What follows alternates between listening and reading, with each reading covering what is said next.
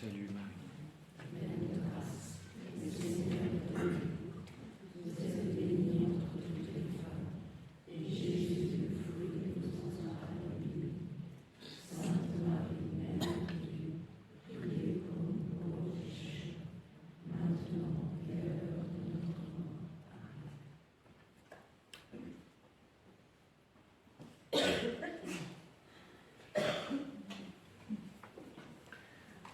Ne nous laisse pas entrer en tentation.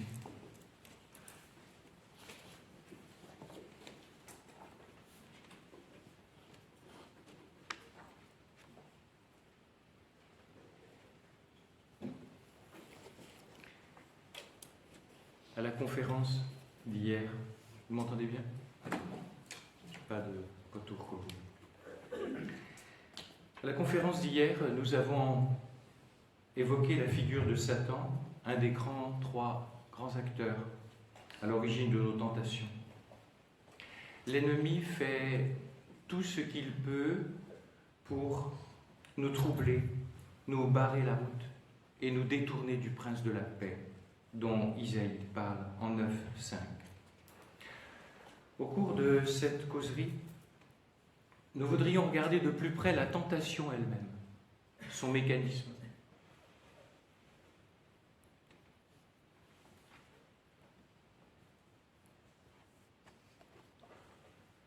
Et donc nous allons revisiter « Ne nous laisse pas entrer en tentation » ou peut-être ce titre qui parle à certains « Ne nous laisse pas succomber à la tentation ». Si la tentation peut comporter une dimension d'épreuve, comme on teste un métal pour voir sa résistance, nous essaierons de montrer les bienfaits de ce type de tentation. Par ailleurs, nous allons examiner le processus de la tentation, qui cherche à nous précipiter dans le mal. Nous essaierons de faire apparaître sa mécanique subtile. Et puis, il est très important de mieux nous connaître, à la fois nos points de fragilité et nos richesses, car nos richesses, nos charismes, les dons que nous avons peuvent être un obstacle à la vie en Dieu si on les utilise mal. Je ne sais pas si on aura le temps d'envisager tout, mais on commence. Première partie, tentation-épreuve ou tentation-séduction.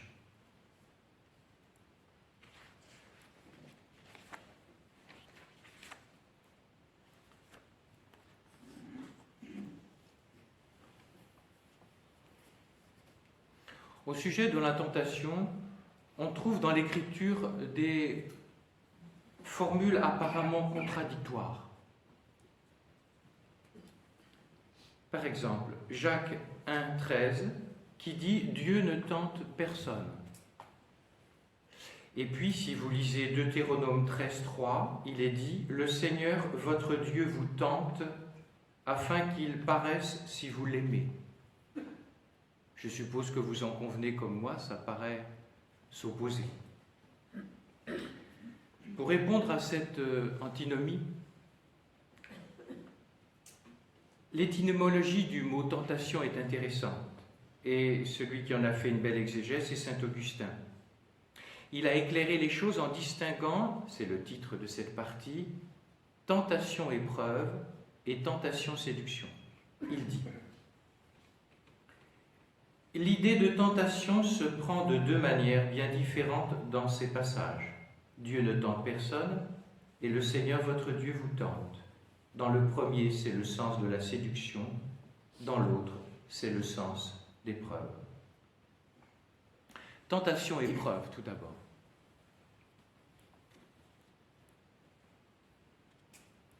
C'est, entre guillemets, Dieu qui va la permettre. De toute façon, même la tentation de séduction, il la permet, puisqu'il permet que Satan agisse. Jamais au-delà de ce qu'il faut. Mais la liberté de l'homme est toujours là, possible pour acquiescer. Tentation-épreuve. Elle n'a qu'un but, vérifier ce que je vaux. Et deuxièmement, affermissement.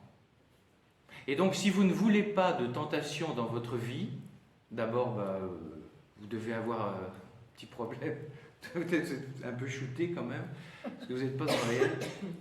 Et puis surtout, les amis, plus sérieusement, si vous voulez grandir, parce que si vous êtes venu à cette retraite, c'est très clair, vous avez un vrai désir de grandir, de vous élever, de connaître plus de paix. Eh bien, curieusement, ce qui vous paraît contraire à cela est ce qui sert cette paix. Saint Augustin. Si Dieu éprouve, ce n'est pas pour apprendre ce qu'il ignorait, mais afin que les hommes, se connaissant mieux et devenus plus humbles, implorent le secours de Dieu et ne méconnaissent pas sa grâce. Tentation-séduction maintenant.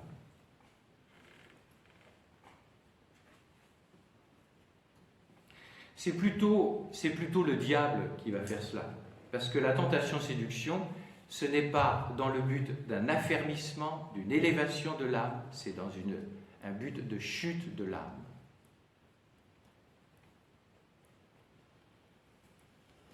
Dieu ne cause jamais directement le péché, mais il peut le permettre indirectement au sens où il s'est lié à notre liberté. Nous ne sommes pas des Pinocchio avant que les fils soient coupés. Nous sommes réellement libres. Réellement libres. Et avec donc cette capacité de le rejeter. Il l'a accepté. Parce qu'il ne veut pas que nous l'aimions par force. Le dépôt de la liberté, le don de la liberté fait à l'homme est la plus grande preuve d'amour que Dieu a à notre égard.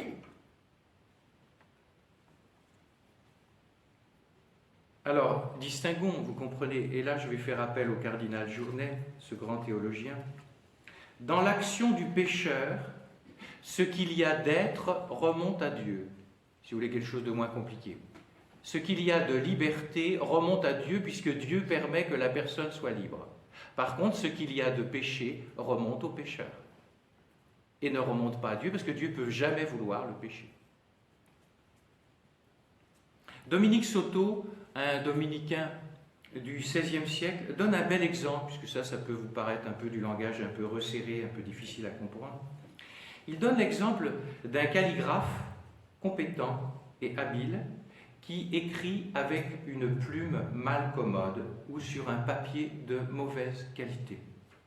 Il est, ce calligraphe, cause de l'écriture, comme Dieu est cause de la liberté, mais la mauvaise calligraphie sera rapportée au papier ou à la plume, c'est-à-dire à la créature. Est-ce que ça va ? Il y a une autre tentation qu'il nous faut évoquer. C'est la tentation endurcissement.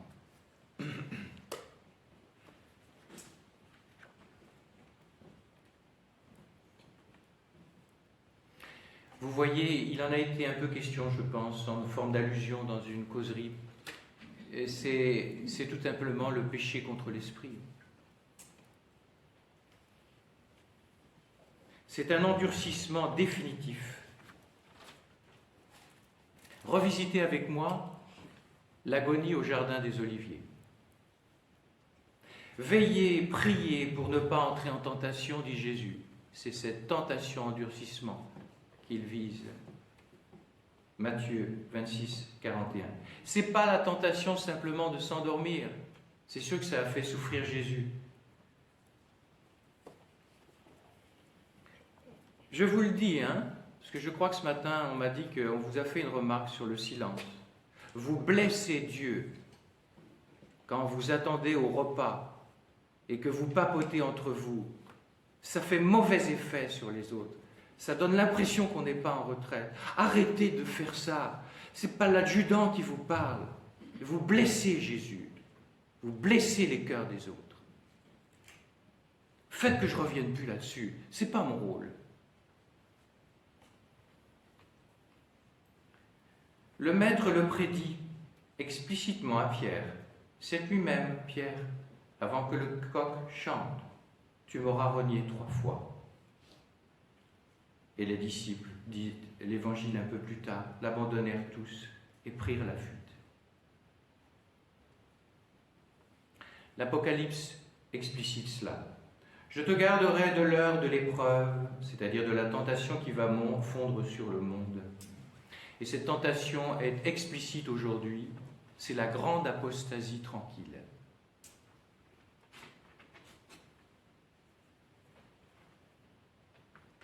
Il y a ce verbe grec qui a fait qu'il y a une retraduction du Notre Père. C'est sûr que l'ancienne traduction, même Benoît XVI, disait qu'elle était un peu bancale, quand on pense que l'Église a permis ça pendant des années, alors que c'est le cœur du cœur de la vie chrétienne. Et regardez les traductions de la liturgie, c'est pareil. Toutes ces dimensions du sacrifice qui étaient enlevées. Ne me dites pas qu'il n'y a pas eu de crise après le concile. C'est vraiment catastrophique. Le verbe grec, c'est eisphero, qui désigne le fait de pénétrer à l'intérieur et pas seulement de rester sur le seuil. Je vais vous donner une image pour comprendre, parce que pour moi, la traduction nouvelle n'est pas complètement claire. Je ne veux pas polémiquer, je préférais l'ancienne traduction « Ne nous laisse pas succomber à la tentation ». C'était beaucoup plus clair. Bon, c'est parce qu'il y a des partis pris exégétiques pour certains, peu importe. Je ne vais pas entrer dans des discussions techniques. Moi, l'Église me demande de faire ça, j'accepte. Mais quand j'entends « ne nous laisse pas entrer en tentation », je comprends intérieurement « ne nous laisse pas succomber ». Parce que moi, je demande à ma maman qui n'a pas fait d'études, tout ça, elle dit « qu'est-ce que tu comprends ?» Ben, je ne comprends rien. Et ils sont comme ça nombreux et je ne sais pas un mépris. C'était beaucoup plus clair avant pour moi. L'image est la suivante. C'est des sables mouvants. Autre chose est de venir vers la zone sensible des sables mouvants. Autre chose est de pénétrer à l'intérieur. Et là, tu seras absorbé. Est-ce que ça va? Et donc, dans le deuxième cas, ne nous laisse pas entrer. C'est pas simplement pas entrer, puisque la tentation est bénéfique. Donc il y a des moments où il faut entrer dans la tentation. C'est pour ça que c'est ambigu. Vous voyez ce que je veux dire? C'est pas une question de critiquer ceux qui ont pris les décisions. Ce que Jésus veut, c'est qu'on soit préservé d'arriver dans la zone exacte, à l'intérieur des sables mouvants, et puis là, on va périr. Et voilà pourquoi, par exemple, le prêtre dit la prière qu'il dit en silence, juste avant de communier. Fais que je demeure fidèle à tes commandements et que jamais je ne sois séparé de toi. Voilà, c'est ça. Vous pouvez vous approprier cette prière, la faire vôtre. Alors, autre point important pour notre vie chrétienne, les bienfaits de la tentation épreuve. Je dis bien tentation épreuve et pas tentation séduction, c'est-à-dire comme on teste un métal pour savoir ce qu'il vaut. Comme par exemple, j'ai vu un reportage chez Ikea, je suis sponsorisé, non, chez Ikea, et donc ils testent ils tapent sur des sièges, vous avez dû voir ça, pour que quand vous soyez assis dedans, ça ne s'enfonce pas trop. Voilà, donc on teste. Si vous voulez, tentation épreuve, c'est tentation test. Éprouver. Je veux voir ce que tu vaux.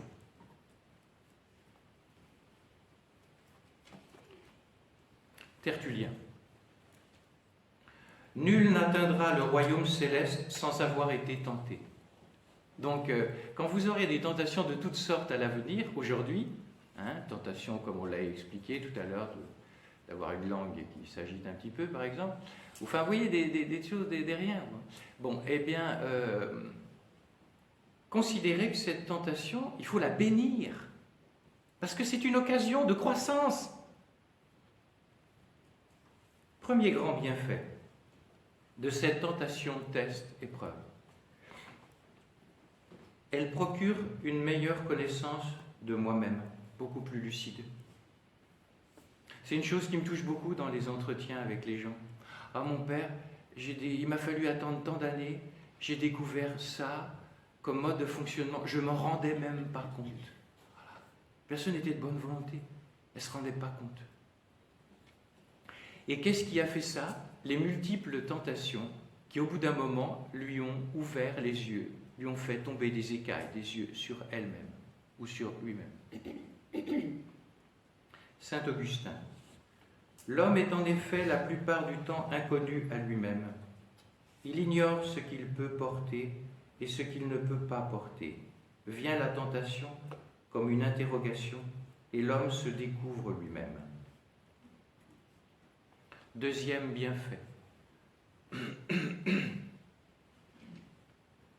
Non seulement l'ébranlement causé par la tentation conduit à une plus juste perception de ce que je suis, de mes limites, mais par là même il va accroître mon humilité.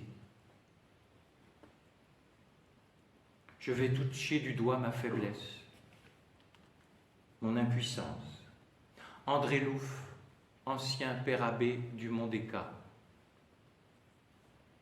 dans un très beau livre, Au gré de sa grâce, dit « Aussi longtemps que nous nous opposons de mille manières à notre faiblesse, la puissance de Dieu ne peut pas agir en nous.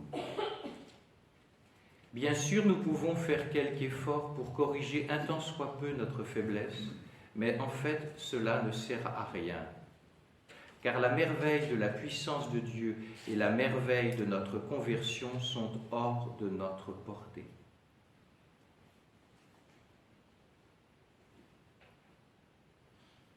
Troisième bienfait, permis par la tentation. Étant donné que je vais toucher du doigt ma faiblesse, mes limites,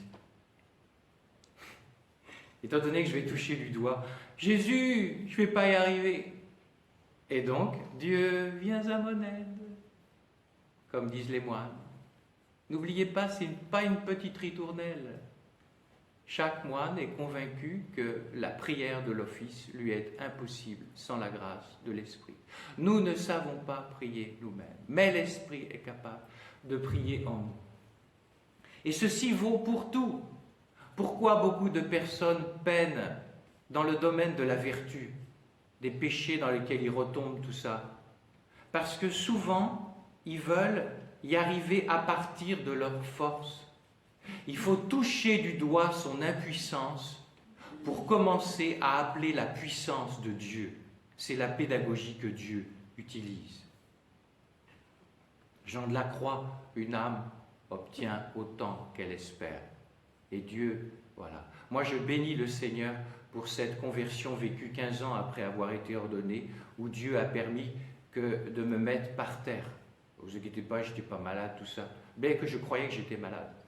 La purification que font Jésus, c'est dur, hein, c'est très dur. Bon.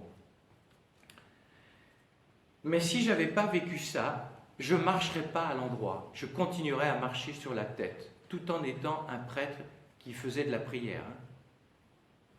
Ce n'est pas parce que tu fais de la piété que tu t'es encore laissé saisir par le mystère de la piété. Note bien ça.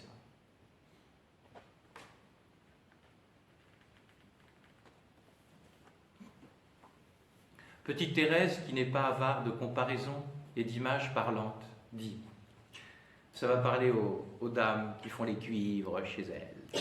Au bout d'un moment, c'est fatigant les cuivres, n'est-ce pas? Il va encore falloir faire les cuivres. Remarquez la méthode employée pour faire briller les cuivres. On les enduit de boue, de matière qui les salisse et les rende ternes. Après cette opération, ils resplendissent comme l'or. Eh bien, les tentations sont comme cette boue pour l'âme. Elles ne servent qu'à faire briller en elles les vertus opposées à ces mêmes tentations. Retenez bien le cœur de l'affaire. Les tentations, il me semble, de plus en plus, visent de la part de Dieu à la chose essentielle suivante, que tu touches du doigt, que tu ne pourras pas y arriver par toi-même. Et que cela te fait entrer dans l'humilité qui n'a rien à voir avec l'humiliation, pour t'obliger, Papa du ciel, j'y arriverai pas sans toi. Viens en tout. Ceci vaut pour le pardon, les amis. Je remarque ça, et il y a énormément, j'y reviendrai sans doute cet après-midi ou demain, je ne sais plus quand. Énormément de choses sont difficiles autour du refus de pardon. Pourquoi les personnes piétinent? Parce qu'elles veulent pardonner à hauteur de femmes et d'hommes. Et même pour des pardons insignifiants de trucs au quotidien, même pour cela, il y aura besoin d'appeler. Et quand les personnes découvrent que c'est en appelant la source du pardon qu'ils pourront pardonner. Bon, imaginez pas qu'il y a les rideaux derrière moi. Vous savez ce qu'il y a le crucifix. Rappelez-vous sur la croix, Jésus, tout fils de Dieu qu'il est, il n'a pas dit à ses bourreaux « je vous pardonne ». Il est allé, tout fils de Dieu qu'il est, chercher la source du pardon. Père, pardonne-leur, ils ne savent pas ce qu'ils font. Vous avez un pardon difficile à faire en famille, pour les religieuses, en communauté, les religieux, tout ça. En couple, je ne sais. Premièrement, consentir à ne pas y arriver. Deuxièmement, appeler au secours. Et il faudra remettre ça sur l'établi 36 fois par jour, surtout si par exemple tu as de la peine à pardonner ton mari qui nettoie jamais ses godasses quand il revient du jardin. Ça risque de se reproduire, je préfère te le dire, parce que c'est des plis. Mais de même, à 5 heures, c'est pas la peine que tu te présentes à l'heure du thé, tu ne pourras pas en placer une. Enfin, je veux dire, arrêtons de croire qu'il n'y a que les hommes qui sont des bœufs, quoi. Enfin, je veux dire, chacun a ses péchés, quoi. Enfin, et donc, je veux dire, il y a des traits de tempérament où on atteint notre plafond de verre, il faudra faire avec, quoi. Et voilà pourquoi le père Découvemont, qui a fait sa thèse de doctorat sur Thérèse de Lisieux, la charité chez Thérèse de Lisieux, il dit « J'ai vraiment regardé ça de près pour Thérèse. La moelle de la charité, ça vaut donc pour les couples, ça vaut pour les papas, les mamans, tout ça. Bien sûr pour les religieuses. C'est être patient. Il y a des gens, voilà, ça ne bougera pas.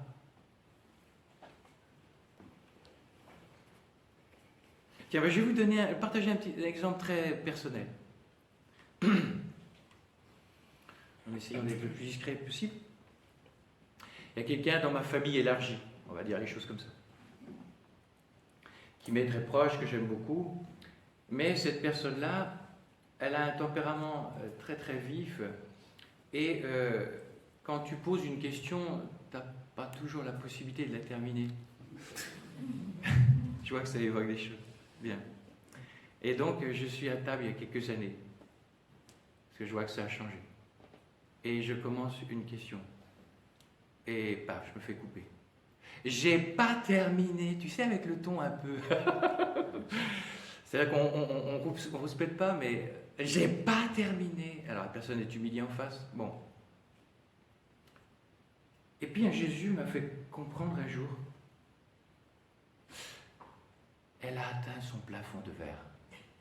C'est plus fort qu'elle. Ça sort, comme on dit, plus vite qu'elle voudrait. Hein, non? Bon. Et donc, à partir de là, quand je rencontrais, que je déjeunais avec cette personne, bien sûr, je continuais à me faire couper. Et je disais oui. Ça installait dans mon cœur une grande douceur, une grande paix. Et des fois, à la fin de la personne, oh, je crois que je t'ai coupé, Joël. Et très intéressant. Je déjeune avec cette même personne, avec une autre personne qui est très liée et qui n'a pas découvert ce que j'ai découvert, parce qu'elle n'est pas catho, tout ça, bon, pas. Il pose une question. Vous devinez ce qui se passe. Et vous devinez la réflexion. J'ai pas terminé ma question. La pauvre personne en face, elle est tétanisée. Et là, j'ai compris une chose. C'est qu'elle a atteint son plafond de verre. Et quand je lui faisais des remarques, je lui demandais quelque chose qui était trop fort pour elle. Et puis moi, qu'est-ce que ça produisait? J'apprenais à l'aimer à perte, à ce qu'on me monte sur les pieds, sans que mon amour-propre soit trop et corné. Vous savez, quand vous aurez accepté que dans les couples, par exemple, que vous aurez accepté que sur tel domaine, votre mari il a atteint son plafond de verre, c'est des riens, vous m'entendez? Je parlais des godasses pour le jardin, des choses comme ça. L'épouse, pareil. Voilà. Quand vous aurez vu, c'est pas du tout que vous renoncez à changer l'autre, mais il n'y aura pas de changement chez l'autre tant que vous n'accepterez pas que l'autre soit autre et qu'il ne soit pas ce que je veux qu'il soit. Et vous verrez la grande paix, et ça va même relancer votre amour. Vous accepterez les choses. Vous verrez aussi le nombre de problèmes, de fritures sur les ondes dans la vie communautaire et la vie conjugale et la vie familiale qui vous seront enlevés. Vous savez, c'est des trucs de rien, la vie. Et la vie en Dieu, c'est des trucs de rien. Bon, c'était une parenthèse qui n'était pas parenthèse, finalement. Échographie de la tentation-séduction. Parce que vous voyez bien dans cet exemple que je vous ai donné, on est au cœur du combat spirituel. Voilà. Et le combat spirituel, ça va être moi qui accepte qu'on me monte sans arrêt sur les pieds en me coupant la parole. Et cela ne veut pas dire qu'il ne faut pas faire de devoir de s'asseoir s'il y en a qui sont famille Notre-Dame, équipe Notre-Dame, ou comment... il faut vivre la correction fraternelle. La correction fraternelle fait partie de l'amour. Mais il faut savoir qu'il y a des gens qui vont atteindre leur plafond de verre. Il faut demander à Dieu, là, sur ce point-là. Il peut évoluer ou pas? Il ne peut pas. Voilà. Moi, quand je retrouve des confrères, il y a des trucs, des fois, on a la joie à se retrouver, il y a des petits trucs de comportement qui me heurtent, par exemple. Eh bien, depuis que c'est accepté, voilà.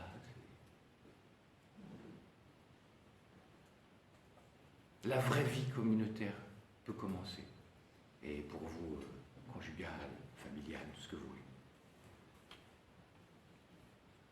Échographie de la tentation-séduction. Troisième partie.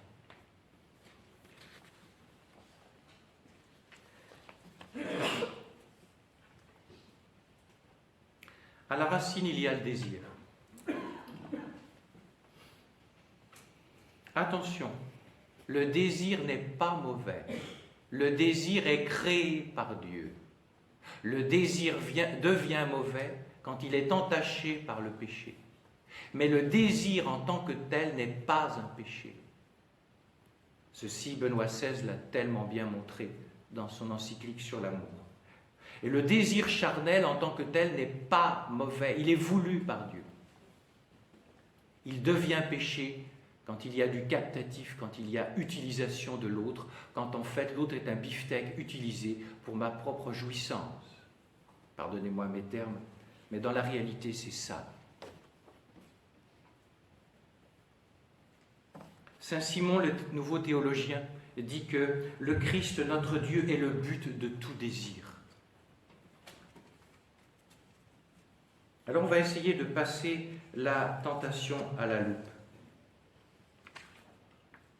Sens à l'imagination, imagination au consentement. Revisitons ces choses. Les sens. La tentation, comme la vertu d'ailleurs, passe forcément par notre nature humaine. Saint Thomas d'Aquin, dit que rien ne nous atteint en dehors des sens, qui sont les 4 fenêtres, pardon, les 5 fenêtres qui nous ouvrent sur le réel. Nous allons donc être tentés par les sens. Rappelez-vous, je vous ai dit, le diable ne peut pas nous atteindre dans la volonté, il va nous atteindre par la sensibilité. Même une tentation d'orgueil, c'est la sensibilité qui est tout d'abord flattée. Évitons d'enfermer les sens uniquement dans la sensualité, la sexualité pour parler crûment, ou la gourmandise. La tentation sensible est beaucoup plus large que cela. Voilà, on laisse les choses rentrer par les sens. Ensuite, il va y avoir l'imagination. Notre imagination est une puissance intérieure très en lien avec le sensible. Il suffit parfois d'une impression pour que se déclenche une grosse colère. Il suffit d'une image parfois pour que surgisse une violente tentation charnelle. Voilà pourquoi, chers amis, combattez actuellement ce fléau que sont les images dégradées de la pornographie. C'est une catastrophe, les amis. Catastrophe. Je vous ai dit, ça peut être un simple parfum, un whisky, rappelez-vous. Mais tout ceci n'est pas péché. Il va falloir le consentement volontaire. Ce n'est pas pour rien qu'on appelle l'imagination la folle du logis. Elle est sacrément imaginative, l'imagination. Les tentations vont donc être décuplées par l'imaginaire. On va se faire un cinéma intérieur.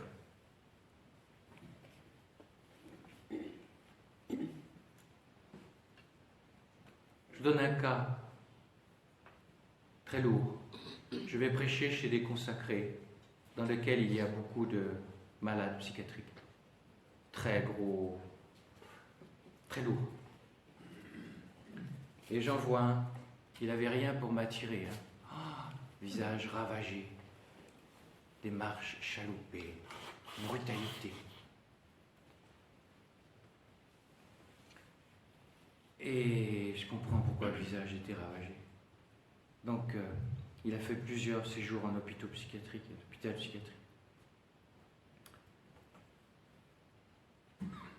Et il me raconte. Et donc, il est persuadé, il a des difficultés avec l'autorité. Et parfois, il n'est pas persuadé. Il a comme des visions dans la nuit que son supérieur entre dans la chambre et le frappe et lui dit « Pars, va-t'en, va-t'en ».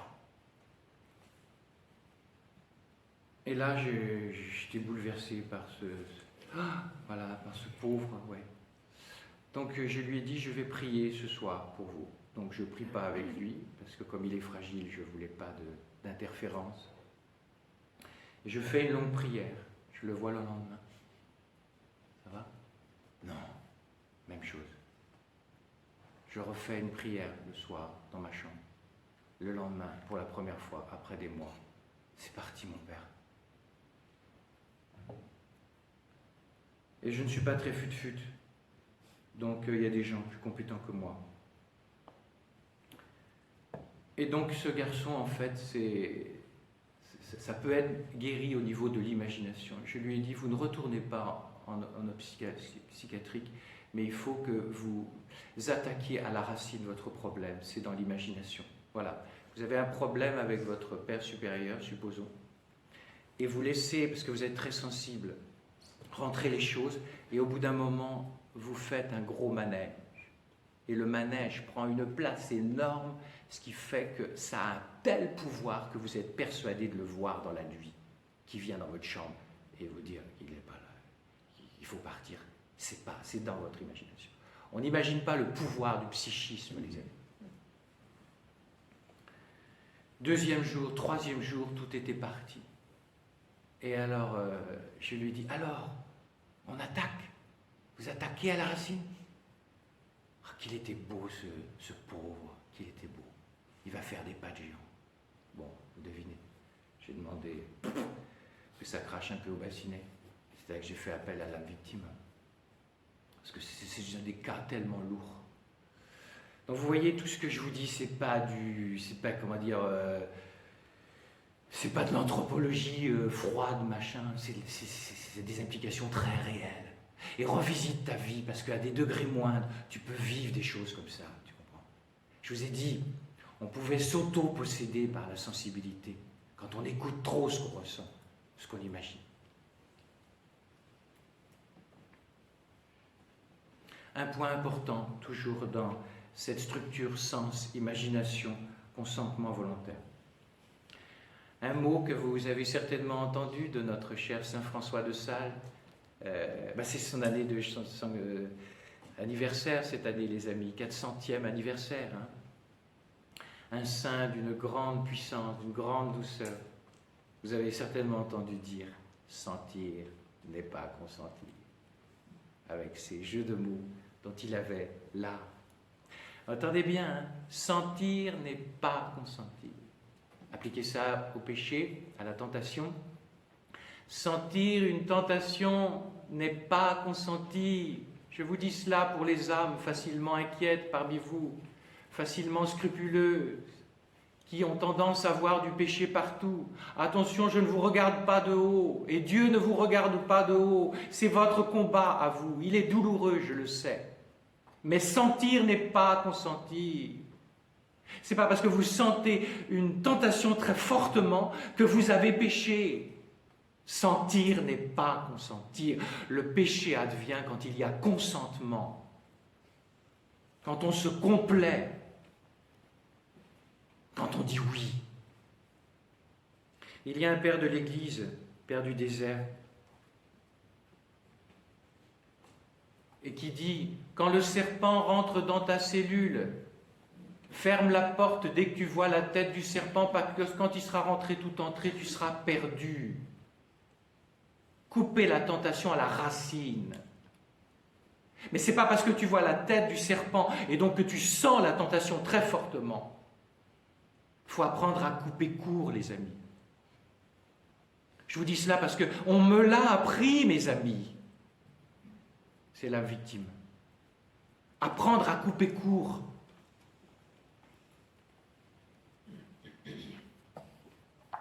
Et pas des tentations sensibles. À couper court, par exemple, aux peurs. Moi, il a fait beaucoup de choses pour moi dans ce domaine.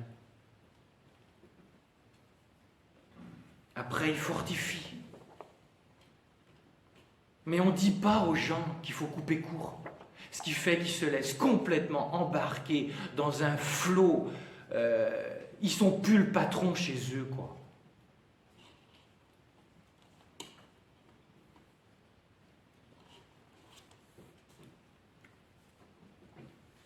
La suggestion n'est pas le consentement. Je vais vous donner un exemple chez Catherine de Sienne, cette grande amante du Seigneur Jésus, que Dieu a permis qu'elle vive des choses difficiles et elle a eu la simplicité de nous les partager. Un jour, Jésus, c'est rare, chez ces âmes-là, vous devinez, c'est des épouses, donc il leur évite tout ce qui est de l'ordre de la saleté, parce que c'est des épouses. Et là, il accepte, il consent à Jésus, tentation du mal. Et donc, elle est un jour prise de tentation dans l'ordre de l'impureté extrêmement virulente. Et le Satan lui dit, en lui donnant ses suggestions, tu vas tomber, etc. Donc il lui fait croire. Elle se bat à mort. Elle a les suggestions, mais elle n'a pas le consentement. Et comme ces âmes-là, comme c'est un victime là, que j'ai la grâce de rencontrer, sont très simples avec le Seigneur Jésus, une fois l'orage passé, Jésus lui apparaît. Alors, il y a une mise au point. Mais enfin Jésus, où est-ce que vous étiez? Où est-ce que vous étiez quand j'étais pris de ces pensées immondes? Jésus lui dit, j'étais là, au fond de ton cœur. Je combattais avec toi. Jamais je n'aurais été si proche de toi qu'à ce moment-là. Décodez quand vous êtes tenté par de multiples tentations, pas que ces trucs-là, tentation de vertige, tentation de découragement, tentation de désespoir. Vous êtes persuadé, parce qu'il arrive l'accusateur à vous persuader que Dieu est parti de chez toi. Dis-toi bien qu'au moment de tentation, il est plus là, si je puis parler comme ça. Parce que c'est un peu limite ce que je dis, mais voyez ce que je veux dire. C'est comme s'il donnait plus de grâce, une surdose de grâce, pour que tu vives et que tu sois victorieux de ton combat.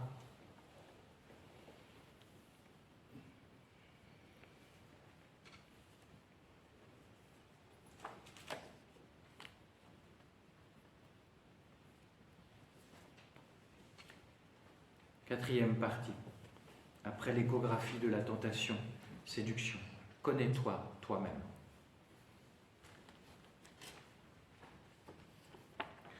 Qu'on attribue, paraît-il, à Socrate, si j'ai bonne mémoire, mais qu'en fait, il aurait lui-même piqué sur un fronton d'un temple de Delphes, quelque chose comme ça. Bon, peu importe, c'est pour la petite histoire.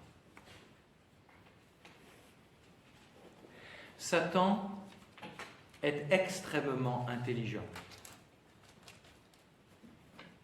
À la différence d'un commercial qui, la plupart du temps, n'a qu'un produit standardisé à vous proposer, lui, il est hyper pro, je peux vous dire. Dans sa mallette de marketeur, là, c'est les GAFA, vous savez, avec les algorithmes. On ne se rend pas compte qu'on est complètement bouffé. Je viens de lire un bouquin d'une universitaire américaine qui est un peu spécialiste là-dessus, sur le surplus comportemental. Si vous ne faites pas attention, mais en fait vous n'êtes pas du tout libre par rapport à Internet pour acheter avec les algorithmes. Ils savent hyper cibler quels sont vos goûts. Mais mon père, moi je suis hyper libre. Pauvre tarte. Non, arrêtez de croire, on n'a jamais... C'est un hold-up de l'attention. Un ancien des GAFAM, j'ai plus son nom, James machin, je sais plus, bon, il dit mais il n'y a jamais eu un tel hold-up de la liberté humaine qu'aujourd'hui. Arrêtez de croire que vous êtes libre. Si. Vous allez être libre si vous vous libérez de tous ces machins-là. C'est-à-dire que vous les utilisez comme moyen et pas comme fin.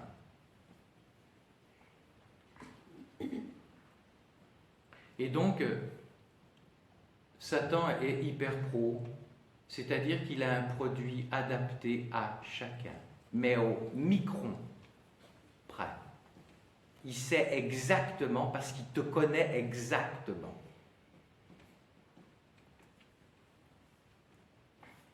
Il sait exactement les dispositions de ton âme. Il sait exactement les points faibles, au niveau sensible, toujours sensible, hein, pas au niveau de l'âme. Voilà pourquoi Saint Jean de la Croix dit que la personne qui vit, je vous l'ai dit, dans des actes anagogiques, traduisez de manière très simple, des envols en Dieu et pas rester au niveau du terre-à-terre de ce qu'on ressent, basculer au niveau de la foi, louer, bénir, etc., cette personne échappe au radar de Satan. Voilà pourquoi la Vierge Marie échappe complètement à Satan.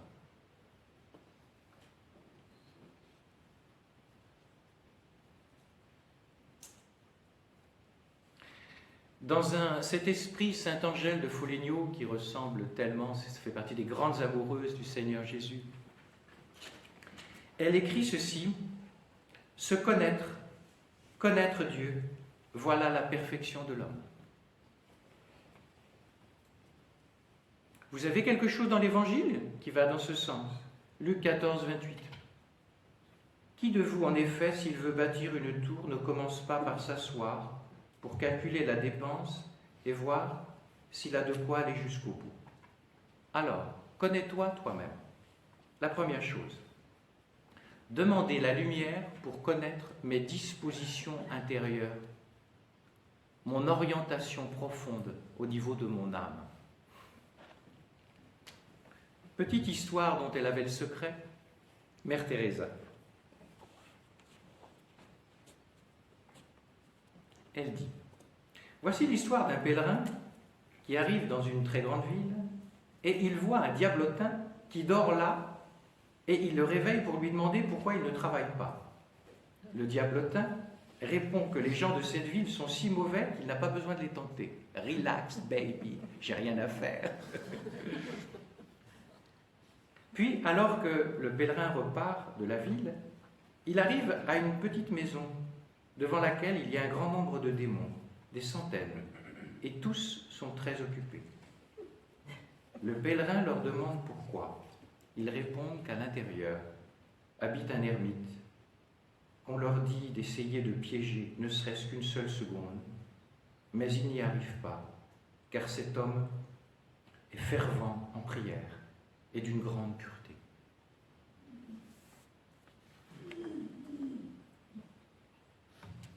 Pourquoi aujourd'hui Satan est relax? Il est hyper relax parce qu'il a un boulevard.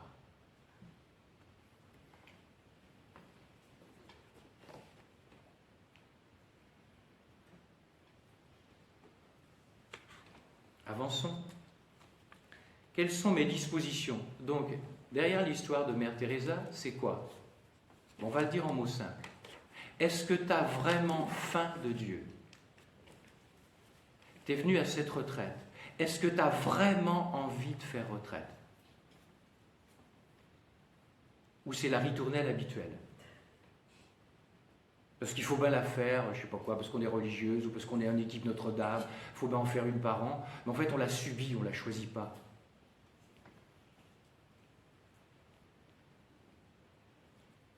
Et vous montrez que vous la choisissez aux dispositions extérieures dans cette retraite, qui traduisent, c'est un bon principe de réalisme de la philosophie, les yeux sont la vitrine de l'âme.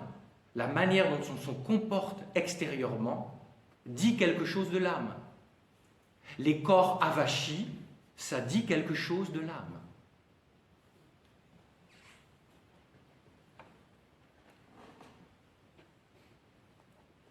L'incapacité à se mettre à genoux devant le sacrement alors qu'on a la santé pour le faire dit quelque chose de l'âme.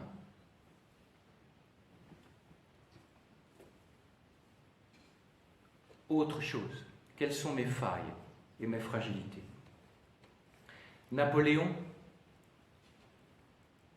disait que l'art de la guerre consiste à choisir avec soin son point d'attaque et à y consacrer toutes ses forces. Je pense que ça parlait beaucoup à Hitler avec la fameuse guerre éclair qui lui a bien réussi au départ, mais un peu moins après. Si notre adversaire constate que nous désirons vraiment Dieu, il ne va pas nous attaquer de face. Il n'est pas fou, je vous ai dit. C'est un super spécialiste en marketing. Il veut vendre son produit. Il sait que de face, il n'y arrivera pas. Il va chercher par le côté, le point faible, le point de fragilité. Puis là, il va...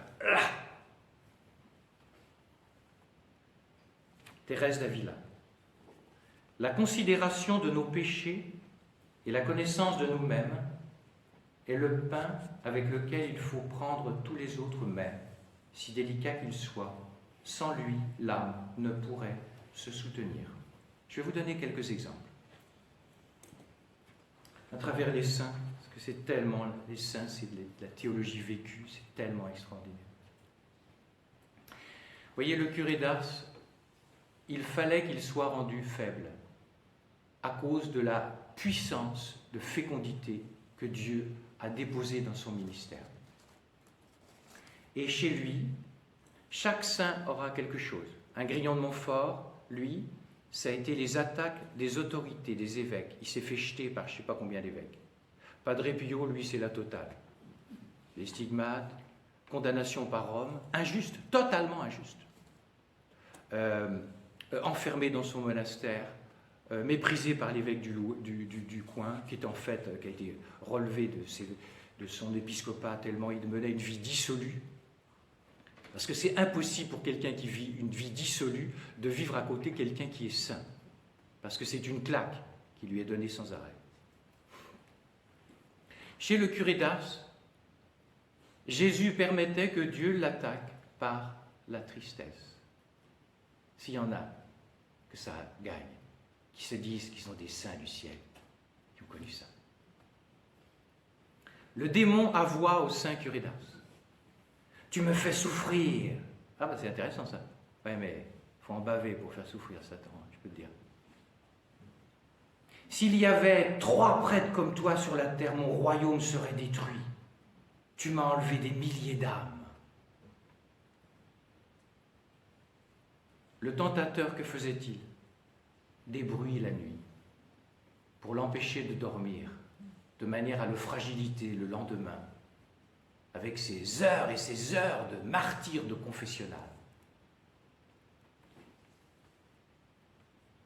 Plus les pécheurs affluaient, plus une sorte d'affolement le saisit à la pensée que ses péchés entravaient l'action de la grâce, alors que c'est une âme parfaitement immaculée. Vous allez dire, mais c'est terrible, c'est la pédagogie de Dieu pour maintenir quelqu'un qui va utiliser pour une mission très puissante. Il faut qu'il la rende petit, de manière à ce que la toute-puissance entre à flot là-dedans. La peur de manquer, de capitaliser et même de voler. J'ai remarqué une chose, la fièvre acheteuse.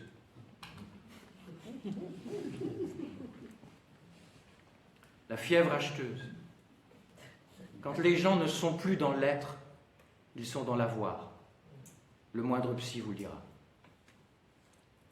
C'est-à-dire qu'il y a des manières d'accumuler, qui sont en fait une révélatrice de l'âme, qui ne vit pas au niveau de l'être, et elle compense avec de l'avoir. Et le voir est déjà une grande libération. N'oubliez pas, en médecine, j'ai cru comprendre qu'il y avait quelques médecins parmi vous, 50% d'un bon diagnostic, c'est quasiment la guérison, dit-on. Mère Teresa dit ça à ses sœurs, religieuses missionnaires de la charité.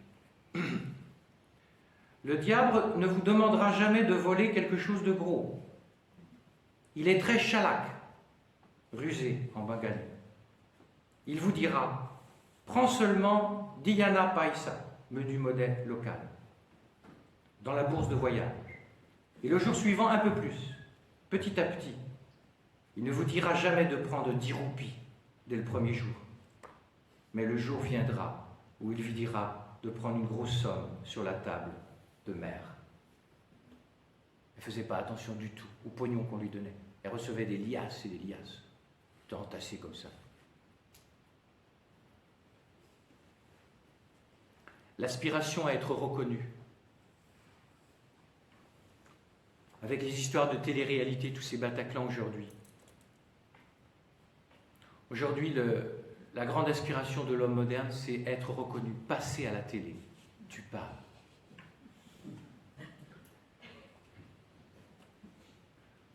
Saint Jean Climac va jusqu'à dire que l'orgueilleux n'a pas besoin de démons. Il est devenu pour lui-même un démon et un ennemi. Je termine. Veillez au bon usage des dons que nous avons chacun, des charismes que nous avons chacun. Tout le monde a des dons. Si j'osais ce jeu de mots, tout le monde est digne d'un don. Je vais laisser parler Lorenzo Scupoli, qui a écrit une grande figure de la tradition spirituelle sur le combat spirituel et qui parlait beaucoup. Il avait dans sa poche de soutane tout le temps, François de Sales.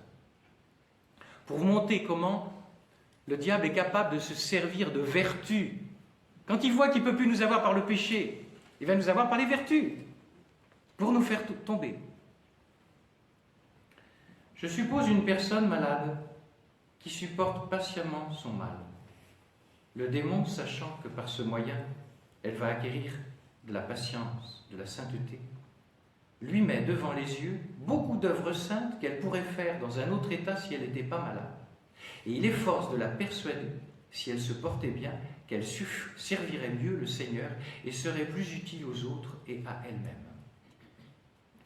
Lorsqu'il est parvenu à exciter ses désirs en son cœur, il les fortifie peu à peu, jusqu'à la rendre inquiète de ne pas pouvoir mettre ses désirs à exécution comme elle voudrait bien.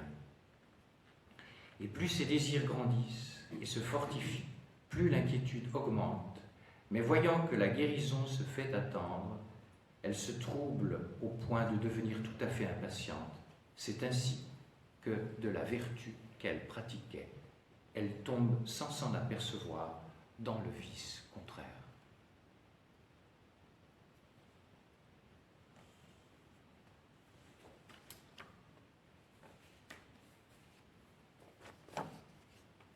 C'est bien l'examen de conscience, mais je vais vous dire, on en est incapable. Pourquoi ? Parce que le péché aveugle le pécheur sur lui-même. Que faut-on donc faire pour faire l'examen de conscience? Un petit garçon ou une petite fille, je ne me souviens plus, en catéchèse, avait bien dit les choses avec un lapsus. Elle a dit « Ah, monsieur le curé, il faut que je fasse mon examen de confiance. » Elle n'a pas tort. C'est en demandant à l'Esprit et à la Vierge « Montre-moi mes péchés. » Et pour notre domaine, montre-moi mes failles. Montre-moi les charismes éventuellement dans lesquels je me complais, je ne m'en rends même pas compte, etc., etc. Connais-toi, toi-même, mais dans la lumière de l'Esprit.